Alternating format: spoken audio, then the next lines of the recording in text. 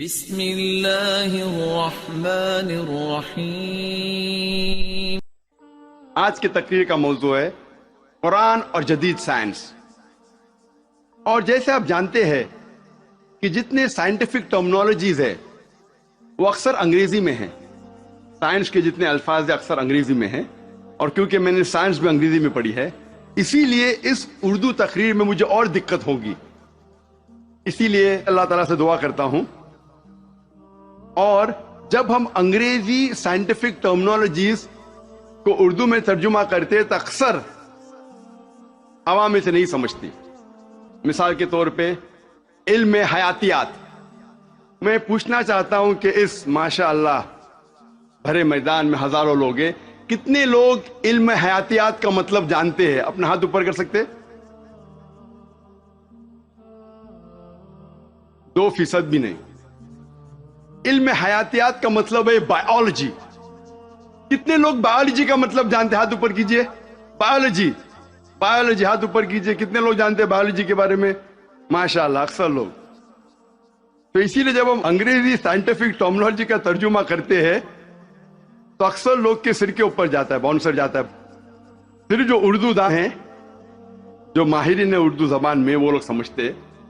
پھر بھی میں کوشش کروں گا کہ انگریزی سائنٹیفک ٹرمنالوجی کو اردو میں ترجمہ کروں یا ہندی میں ترجمہ کروں، لیکن ظاہر ہے کافی غلطیاں ہوں گی، اسی لیے میں آپ سے درخواست کرتا ہوں کہ میری غلطیوں کو نظر انداز کیجیے اور میرے تقریر کے پیغام پہ توجہ دیجیے۔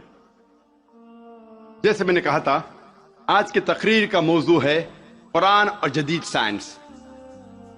قرآن اللہ سبحانہ و تعالیٰ کی آخری وحی ہے جو نازل کی گئی تھی آخری پیغمبر محمد صلی اللہ علیہ وسلم پر۔ قرآن مجید ساری کائنات کی سب سے بہترین کتاب ہے۔ قرآن مجید ساری انسانیت کے لیے ایک پیغام ہے۔ قرآن مجید اللہ سبحانہ و تعالیٰ کی آخری کتاب ہے جو نازل ہوئی تھی محمد صلی اللہ علیہ وسلم پر۔ اگر کوئی کتاب کہتی ہے کہ وہ خدا کی طرف سے ہے تو اس کتاب پر فرض ہو جاتا ہے کہ وہ اپنے آپ کو ثابت کرے۔ ہر دور میں اس کتاب کو ثابت کرنا ہوگا کہ وہ خدا کی طرف سے ہے۔ سینکڑوں سال پہلے وقت تھا، دور تھا معجزات کا، ایج آف میریکلز۔ الحمدللہ قرآن مجید is a miracle of miracles. قرآن مجید معجزوں کا معجزہ ہے۔ اس کے بعد آیا دور ادب کا، لٹریچر، پوئٹری۔ الحمدللہ مسلمان اور غیر مسلمان عربی داں یہ کہتے ہیں کہ عربی میں سب سے بہترین کتاب عربی ادب کے لحاظ سے وہ ہے قرآن مجید۔ اور اللہ سبحانہ و تعالیٰ چنوتی دیتے ہیں قرآن مجید میں۔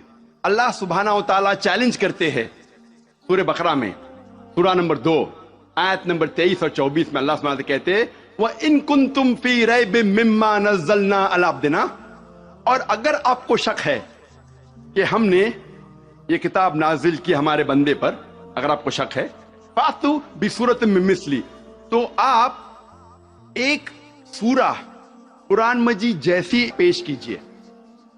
مِن مِّثْلِهِ، ہو بہو نہیں، قرآن مجید جیسی ایک سورہ آپ پیش کیجئے۔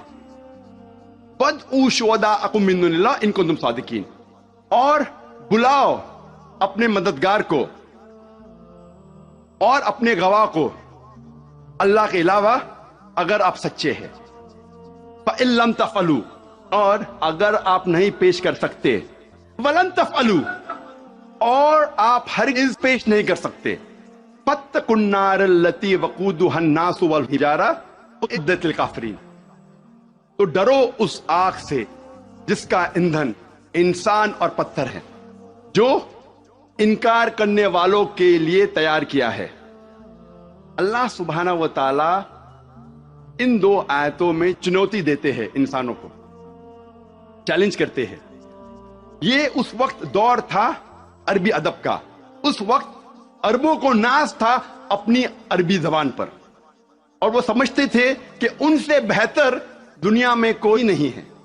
اس وقت اللہ سبحانہ و تعالیٰ قرآن مجید نازل کرتے ہیں اور ساری انسانیت کو چنوتی دیتے ہیں، چیلنج کرتے ہیں کہ اگر آپ کو شک ہے کہ یہ کتاب خدا کی طرف سے نہیں ہے تو آپ قرآن مجید جیسی ہو بہو نہیں، ملتی جلتی ہو بہو تو دور کی بات ہے، ایک سورہ پیش کرو، اور قرآن مجید کی سب سے چھوٹی سورت ہے 3 آیتوں کی، صرف 10 الفاظ۔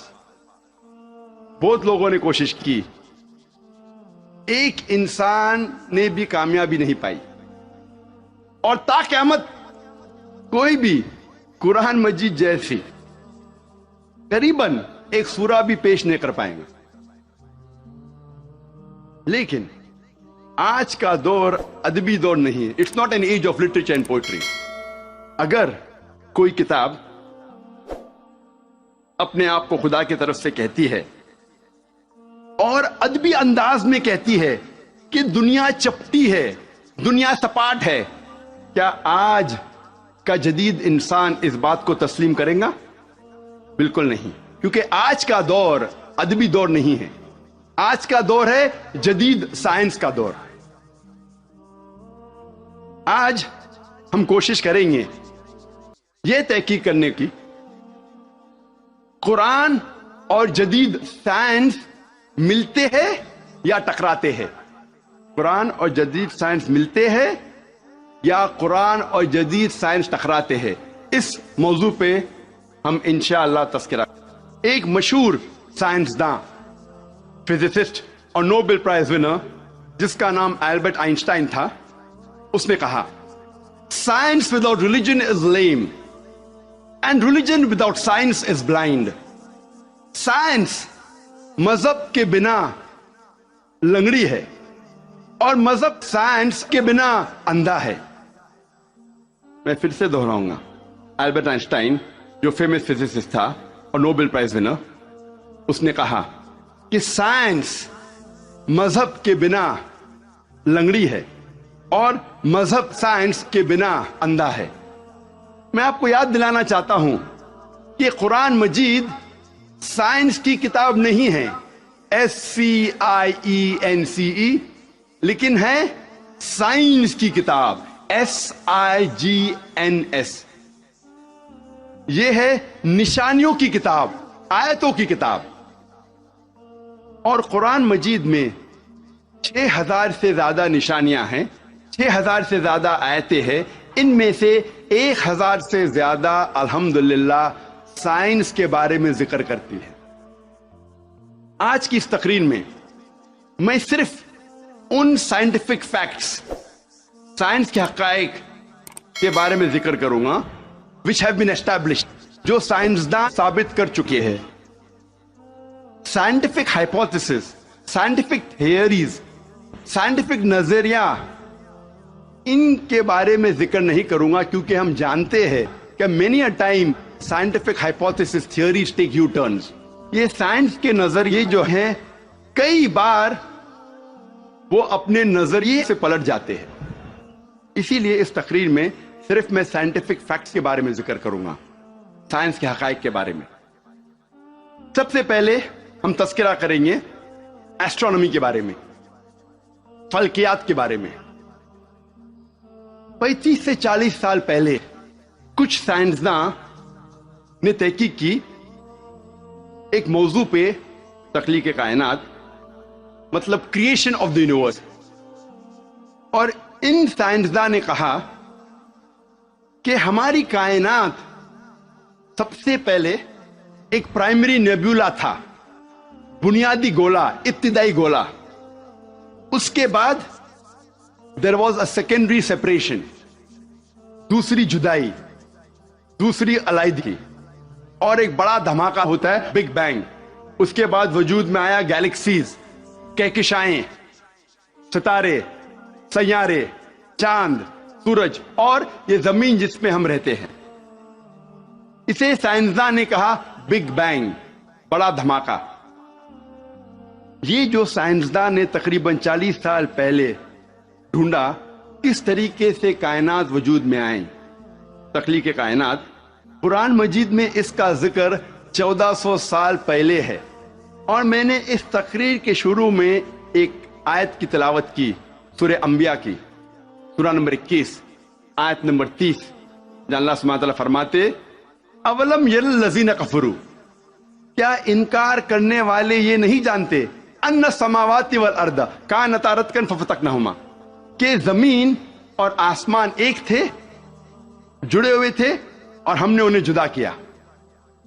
یہ جو تخلیق کائنات، creation of the universe, big bang, بڑا دھماکہ جو سائنسداں کو 40 سال پہلے پتا چلا، قرآن مجید میں اس کا ذکر ہے 1400 سال پہلے۔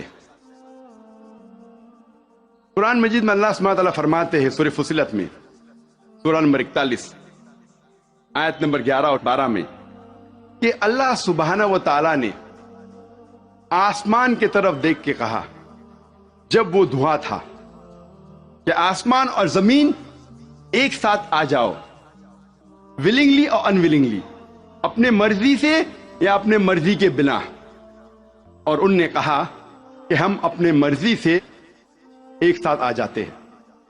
قرآن مجید میں لکھا ہے کہ آسمان سب سے پہلے دھواں تھا، عربی لفظ ہے دخان، اور آج کے سائنسداں یہ کہتے ہیں کہ کائنات بننے کے پہلے یہ آسمان دھواں تھا، انگلش میں کہتے ہیں گیس، لیکن عربی میں دخان کے معنی ہے اسموک۔ کچھ مفسرین نے ترجمہ کیا مسٹ، دھند، جو میرے حساب سے صحیح ترجمہ نہیں، کیونکہ دھند ہوتا ہے ٹھنڈا اور دھواں ہوتا ہے گرم۔ دھماکے کے بعد ہم اکثر دیکھتے ہیں گرم دھواں، دھند نہیں دیکھتے۔ تو قرآن مجید میں لکھا ہے کہ آسمان تھا دھواں، اور آج سائنس یہ کہتی ہے کہ اسموک گیس سے اور بہترین لفظ ہے۔ جو قرآن مجید میں دخان لکھا ہے وہ گیس سے اور بہترین ہے، اور scientifically smoke is a better word than gas. آپ سوچ سکتے قرآن مجید میں اس کا ذکر ہے 1400 سال پہلے۔ انسان پہلے سمجھتے تھے کہ زمین سپاٹ ہے، چپٹی ہے۔ سب سے پہلی بار اگر کوئی انسان نے یہ ثابت کیا کہ دنیا بیضوی ہے، وہ ہے سر Francis Drake, sun 1577 1577 when he sailed around the earth، جب سمندر پہ سفر کیے دنیا کے گول، تو فرانسس ڈریک نے ثابت کیا کہ دنیا بیضوی ہے۔ قرآن مجید میں اس کا ذکر ہے 1400 سال پہلے۔ قرآن اللہ تعالیٰ فرماتے ہیں سورہ لقمان میں، سورہ نمبر 31 آیت نمبر 29 میں، الم ترى ان اللہ یلیج اللیل فی النہار ویلیج النہار فی اللیل، اللہ سبحانہ و تعالیٰ نے رات کو دھیرے دھیرے، آہستے آہستے دن میں تبدیل کیا، اور دن کو دھیرے دھیرے، آہستے آہستے رات میں تبدیل کیا۔ یہ دن کا رات اور رات کا دن آہستے آہستے دھیرے دھیرے تبدیل ہونا یہ ثبوت دیتا ہے کہ دنیا بیضوی ہے۔ اگر دنیا چپٹی اور سپاٹ ہوتی تو دن فوراً رات میں تبدیل ہوتا اور رات فوراً دن میں تبدیل ہوتی۔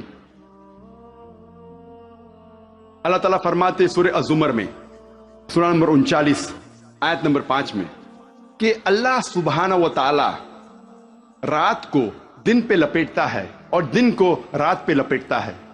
قرآن میں عربی لفظ ہے قوارہ، جس کے معنی لپیٹنا۔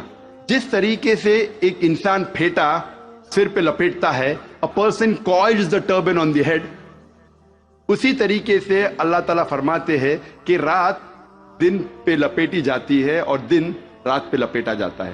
یہ دن کا رات اور رات کا دن پہ لپیٹنا اسی وقت پاسبل ہے جب دنیا بیضوی ہے۔ اگر دنیا چپٹی اور سپاٹ ہوتی تو یہ ممکن نہ ہوتا۔ قرآن مجید میں اللہ تعالیٰ فرماتے ہیں سورہ نازیات میں، سورہ نمبر 79 چیپٹر 79 آیت نمبر 30 میں، وَالْأَرْضَ بَعْدَ ذَلِكَ دَحَاهَا، اور اس کے بعد اللہ سبحانہ و تعالیٰ نے زمین کو پھیلایا، بچھونا جیسے۔ دہا کہ ایک معنی ہے پھیلانا، اور دہا کی دوسری معنی آتا ہے عربی لفظ دھویا سے، جس کے معنی ہے بیضا، جس کے معنی ہے انڈا۔ اور ہم جانتے ہیں کہ دنیا گول ہے، بیضوی ہے، اور ہم یہ بھی جانتے ہیں آج کہ دنیا پوری طریقے سے گول نہیں ہے، وہ اوپر اور نیچے سے from the poles it is flattened, اوپر اور نیچے سے چپٹی ہے، جسے ہم کہتے ہیں انگریزی میں جیو اسفیئریکل ان شیپ، ارضی بیضوی۔ اور یہ لفظ جو دہا ہے وہ عام انڈے کے لیے نہیں ہے، عام بیضے کے لیے نہیں، خصوصاً شتر مرغ کے انڈے کے لیے، شتر مرغ کے بیضے کے لیے۔ اور جب ہم دیکھتے ہیں شتر مرغ کا بیضہ، انڈا اس جیو اسفیئریکل ان شیپ، ارضی بیضوی کے شکل میں ہے۔ آپ سوچ سکتے ہیں 1400 سال پہلے اس کتاب میں لکھا ہے کہ یہ زمین، یہ دھرتی اس جیو اسفیئریکل ان شیپ، ارضی بیضوی شکل میں ہے۔ پہلے انسان یہ سوچتے تھے یہ چاندنی جو ہے، چاند کی روشنی، یہ اس کی خود کی روشنی ہے۔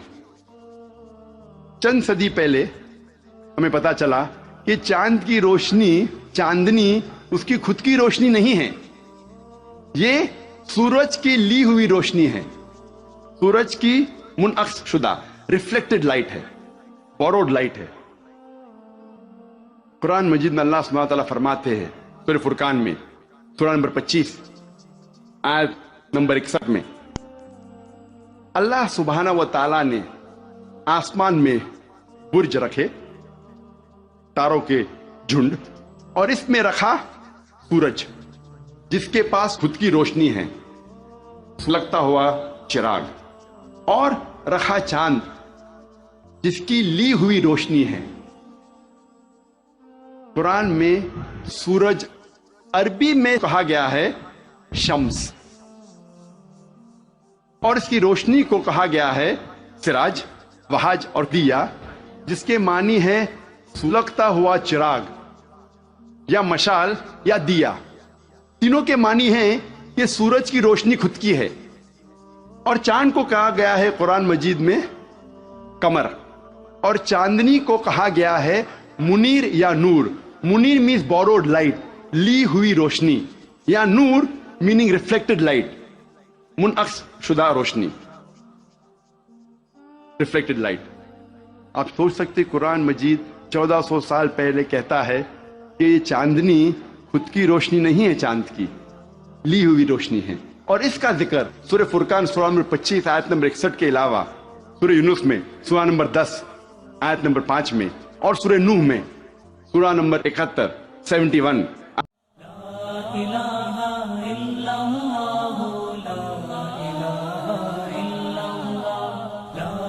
لا